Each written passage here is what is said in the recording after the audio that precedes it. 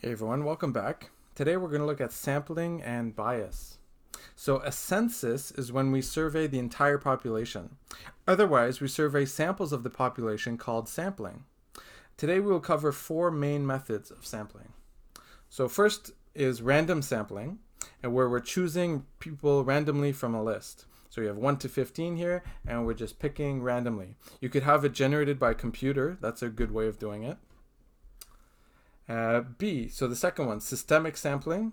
And so this is where we're saying choose every third person. So 3, 6, 9, 12, 15. That's called systemic sampling. Cluster sampling. So we choose groups at random. So this little group, this group here, this group there.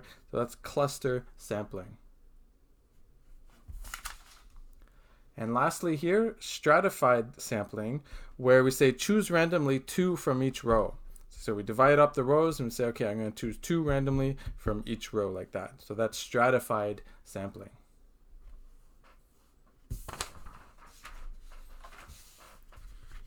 Okay, time for some practice. So practice number 1, which method of sampling was used? A, B, C, and squeeze in D. There you go. Go ahead and pause the video and answer that.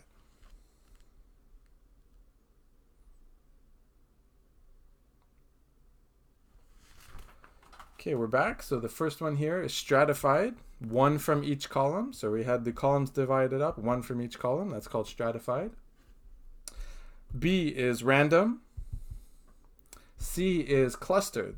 This group, this group, this group. That's called cluster sampling. And D, we see that it's every second person. That's called systemic sampling.